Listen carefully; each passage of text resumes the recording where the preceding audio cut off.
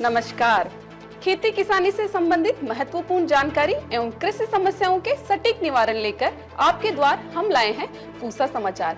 पूसा समाचार के इस खास अंक में मैं डॉक्टर सुनीता यादव, वैज्ञानिक पर्यावरण विज्ञान, एवं मैं डॉक्टर सीताराम बिश्नोई, वैज्ञानिक कृषि प्रसार संभाग पूसा संस्थान। शुरू करते हैं आज का ये खास अंक, जिसमें हम दर्शकों को धान में खरपतवार नियंत्रण एवं उर्वरक प्रबंधन तथा मक्के में फसल प्रबंधन की विस्तृत तकनीकी जानकारी देंगे। पूसा समाचार के माध्यम से विभिन्न प्रदेशों से हमारे किसान भाई लगातार अपनी समस्याएं हमारे व्हाट्सएप नंबर 9560297502 पर भेज रहे हैं, जिसका समाधान हम पूसा व्हाट्सएप सलाह सेगमेंट में आपसे साझा करेंगे। और अंत में मौसम खबर। आगे बढ़ने से पहले आप सभी से अनुरोध है कि आप हमारे संस्थान के चैनल को जरूर सब्सक्राइब करें एवं बेल आइकन को दबाना ना भूलें, ताकि हमारे YouTube चैनल पर अपलोड किए गए वीडियो के सभी नोटिफिकेशन आप तक जरूर पहुंचे। अनाजी फसलों में धान एक प्रमुख फसल है जो संपूर्ण भारत में उगाई जाती है। कई किसानों ने हमसे पोषक तत्व एवं खरपतवार प्रबंधन की जानकारी मांगी है। खरपतवार नियंत्रण एवं उर्वरक प्रबंधन के साथ इस समय धान में सिंचाई व्यवस्था बहुत महत्वपूर्ण होती है। इसकी विस्तृत जानकारी दे रहे हैं हमारे संस्थान के विशेषज्ञ डॉक्टर दिनेश कुमार। किसान भाइयों और बहनों, आपकी धान की जो फसल में ब्यात पूरा हो चुका होगा, पौधों की लंबाई अब इस समय बढ़ रही होगी, साथ ही साथ इनमें बालियां बननी शुरू हो जाती हैं, जिसे हम जननिक अवस्था कहते हैं। जब बालियां आप निकली हुई खेत में दिखाई देती हैं, उसके 1 महीना पहले वास्तव में बालियां बननी शुरू हो जाती हैं, जो हमें किसान भाइयों आंखों से दिखाई नहीं देती। ये जननिक अवस्था होती है और इस अवस्था पर आपको नाइट्रोजन का प्रयोग करना चाहिए। जो आपकी 1/3 मात्रा है उसका आप प्रयोग करें, जो भी संस्तुत दर हो। और जैसा कि किसान भाई जानते हैं कि नाइट्रोजन को धान में 3 बार लगाया जाता है, तो अब अंतिम खुराक का समय आ गया है। मोटे तौर पर रोपाई के 55 से 60 दिन पे इस खुराक का आपको प्रयोग करना चाहिए। साथ ही साथ जब जननिक अवस्था होती है, बालियां बन रही होती हैं पौधे के अंदर या वो बाहर निकल आती हैं, उस समय पर पानी की भी कमी नहीं होनी चाहिए। इस अवस्था पर आपको अपनी मिट्टी को हमेशा गीला रखना है।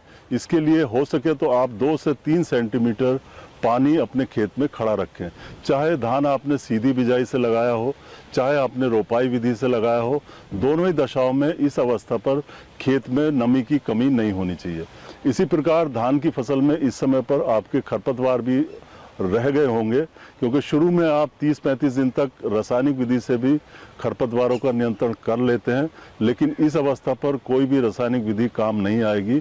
अब जब खेत में आपके पानी खड़ा हो तो आप वहां से खरपतवारों को निकाल दें। किसान भाइयों, ये धान का पौधा है, इसमें ऑरिकिल और लिग्यूल संरचनाएं दिखाई देती हैं। अगर आप पत्ती को हटाएंगे तो ये आप देखिए ध्यान से, ये लिग्यूल है, ये संरचना लिग्यूल है जो धान के पौधे में होती है, और जो आमतौर पर घासे धान में होती है उनमें संरचना नहीं पाई जाती।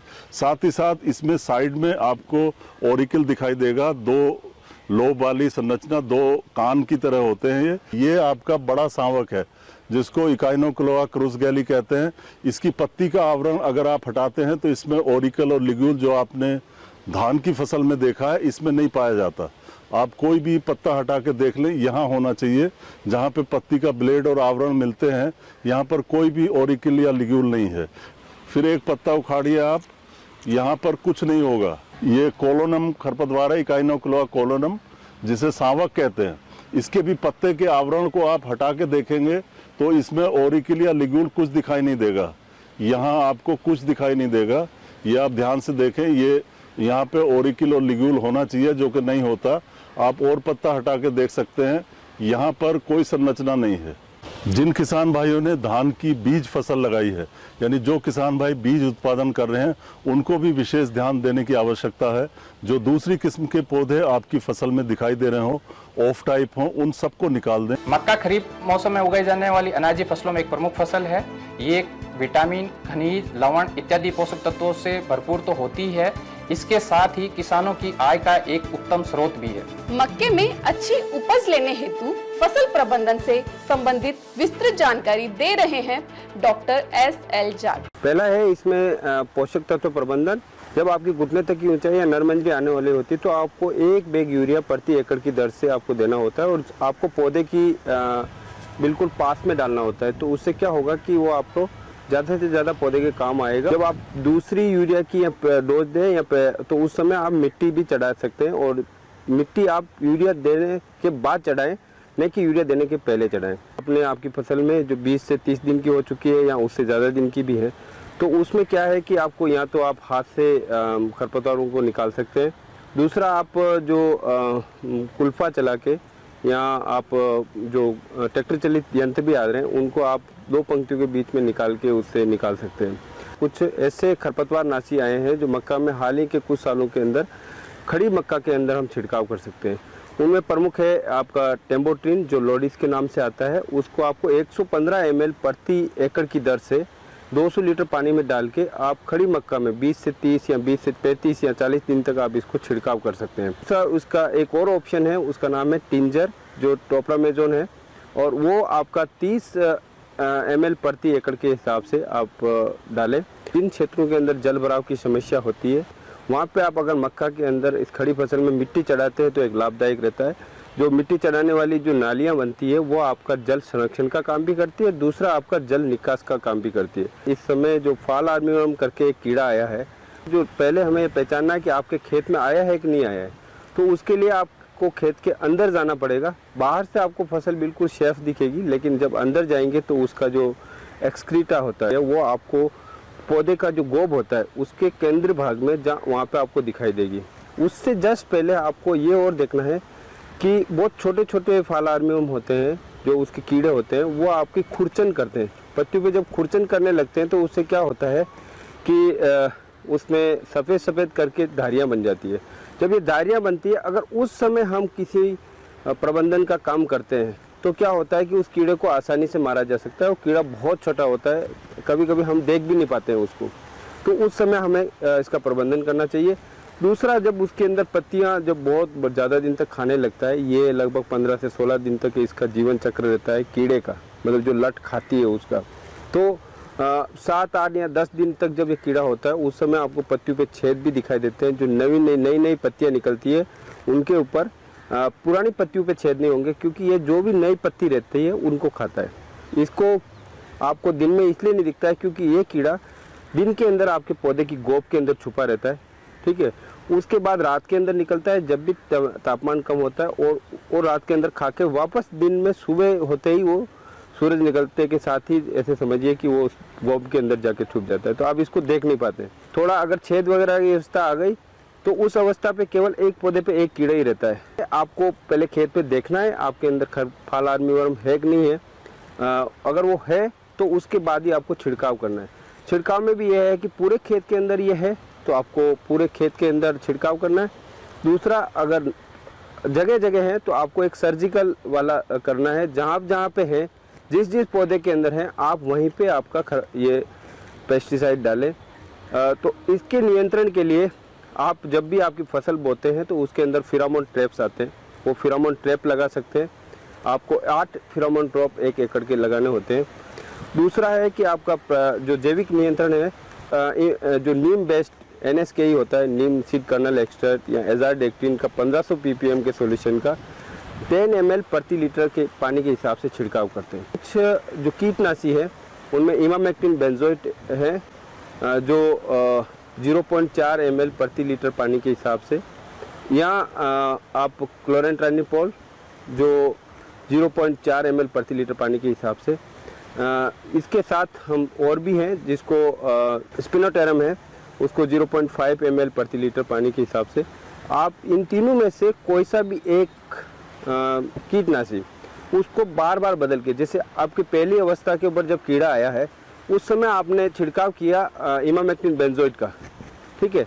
इमामेक्टिन बेंजोएट का जो छिड़काव करना है वो आपका हमेशा जो भी स्प्रे पंप यूज़ कर रहे हैं उसके अंदर कट नोजल का प्रयोग करें, और कट नोजल का प्रयोग करके पौधे का जो सेंटर पार्ट है उसके अंदर आपको डालना है।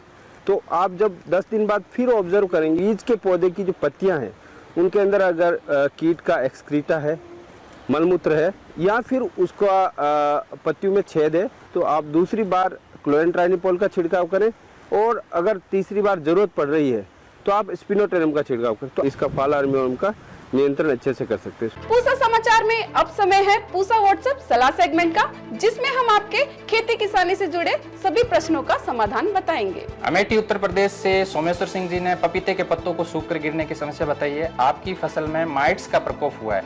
इसके समाधान हेतु 10 दिन के अंतराल में स्पाइरोमेसिफिन की 100 मिलीलीटर मात्रा को 200 लीटर पानी में घोल बनाकर 1 एकड़ में 2 बार छिड़काव करें। गुरुग्राम हरियाणा से अशोक लोकरा जी ने ब्रोकोली में भूरे धब्बे पड़ने की समस्या बताई है। आपकी फसल में काला सड़न एवं पत्ती धब्बा रोग का प्रकोप हुआ है। इसके समाधान हेतु कॉपर ऑक्सीक्लोराइड की 500 ग्राम मात्रा को 200 लीटर पानी में घोल बनाकर 1 एकड़ में छिड़काव करें। 7 दिन बाद स्ट्रेप्टोसाइक्लिन की 40 ग्राम मात्रा को 200 लीटर पानी में घोल बनाकर 1 एकड़ में छिड़काव करें तथा बीमार पत्तों को तुरंत खेत से हटाएं। कोंडागांव छत्तीसगढ़ से पावन भागेल जी ने धान की पत्तियों के सिरों के गलने की समस्या बताई है।